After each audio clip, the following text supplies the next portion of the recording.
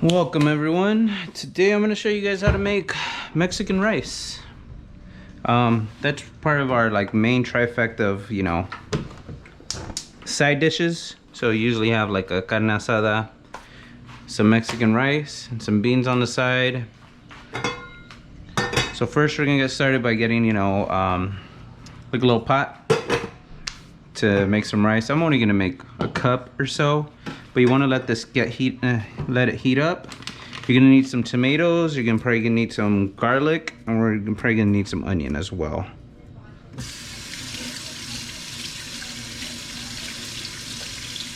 So here I got these 2 tomatoes. Excellent. Let's go get some onion.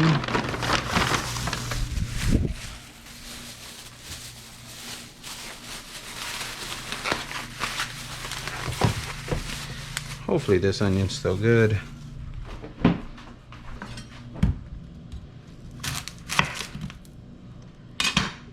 Yeah, no, that's starting to brown. Well, on that side. Let's see on this side. Okay, I can use that side, but I'm not playing with this side. Need to buy some more onion anyways.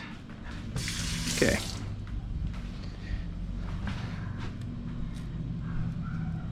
So I'm gonna have to blend this with the sauce. Peel off the skin. And this is hot enough already. This pan is very thin. So what I'm gonna do is gonna add some a layer of oil on the bottom. It's already kind of hot, so let me turn it down. And I'm gonna get a cup of rice. So use something to measure it. So two parts water, 1 part rice. And I know this looks crazy to a lot of different people, but in Mexico, we don't wash our rice. A lot of these rices nowadays are already clean and washed.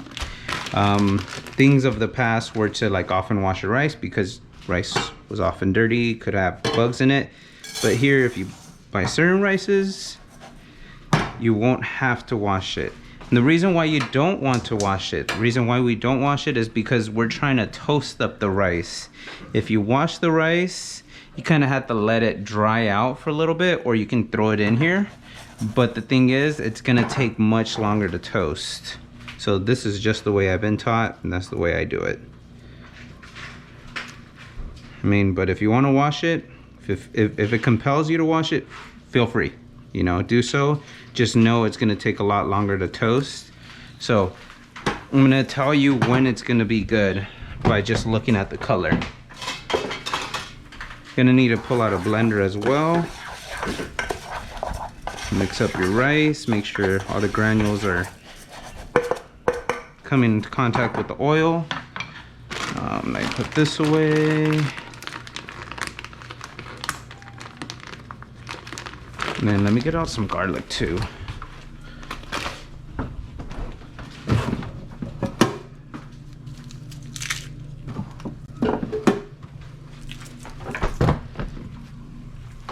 Oh yeah, shout out to Miss Joyce. I know she asked me how to make some Mexican rice. So Miss Joyce, if you're watching, shout out to you. Okay, so we got the onion prepared. Let's mix up that rice a little bit.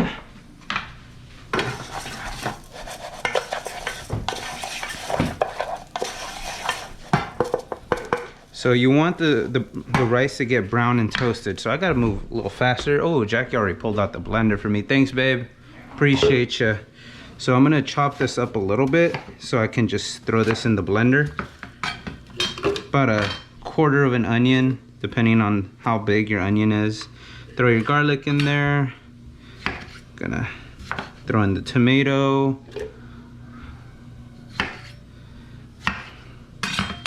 You could also use tomato paste instead of actual tomatoes, but I like the taste of that. Okay, let's move this again. And just be mindful about how much water you put in this. My wife is really good at just eyeballing it, and this is one of the things that I'm not too good at eyeballing. But I can tell you for sure, Nice big old teaspoon, probably a little bit more, of chicken bouillon. This stuff is really great. Mexican MSG, as I call it. You could add ground cumin, which I will. So again, in here we got garlic, onion, tomato, ground cumin, and some Mexican MSG. If you don't have the Mexican MSG, the nor bouillon seasoning, just use salt to taste, and you'll be good. Turn that down a little bit. So I'm gonna put some water in here because I don't want to incorporate too much water. You know what? There you go.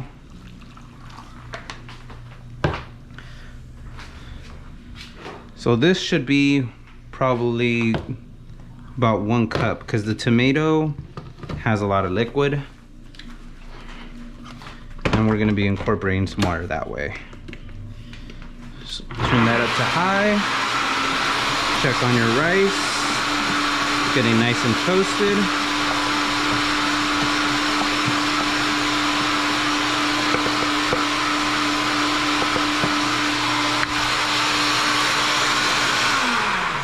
And there we have our puree that makes it, you know, that red color.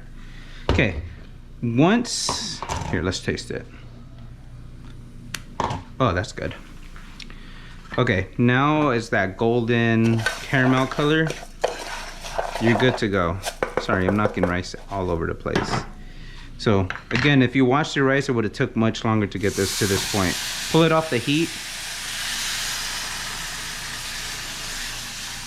And what you want to do at this point is mix it in,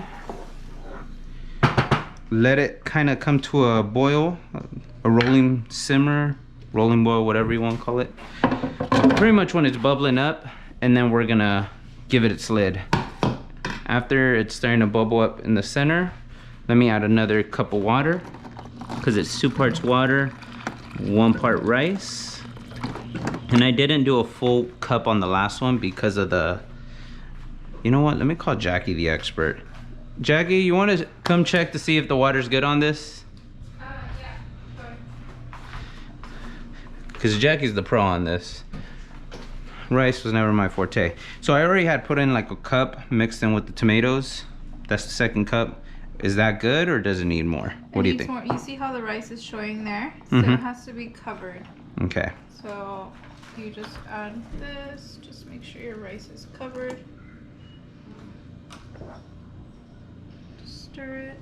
There you go.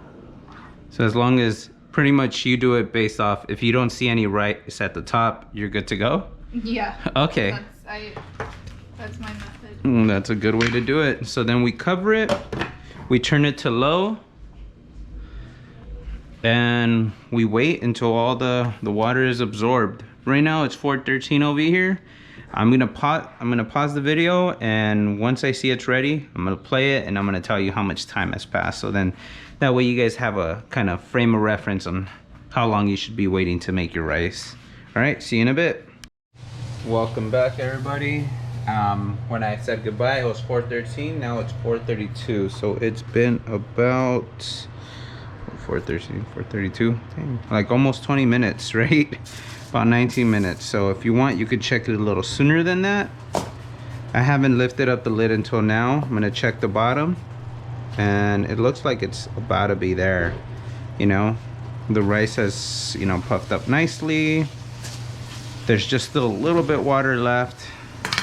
So Jackie, what do you recommend? If there's still a little bit of water left right here, turn it off and let it just do carryover cooking, or see?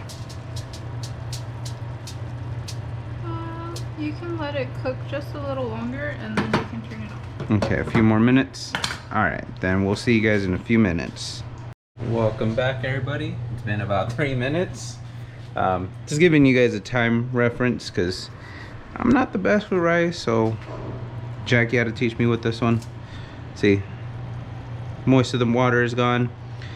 She says I can just let it chill, turn it off, and it'll be good in a little bit. So yeah, I'll come back for a taste test right now once it cools down just a little bit, okay? Thank you.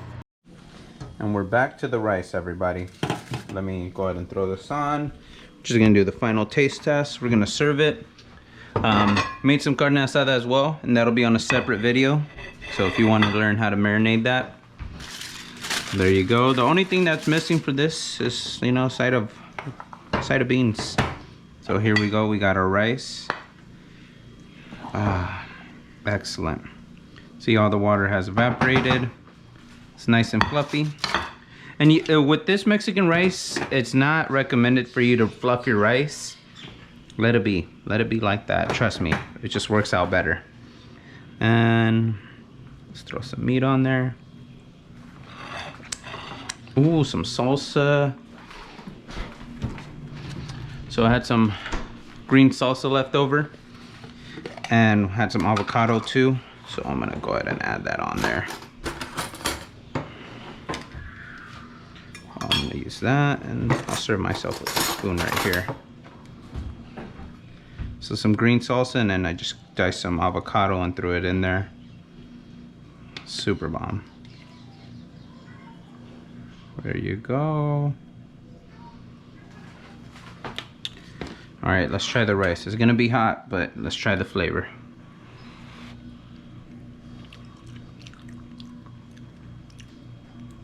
A1.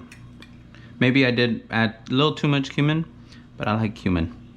But just a heads up, like if you don't like cumin, don't add too much.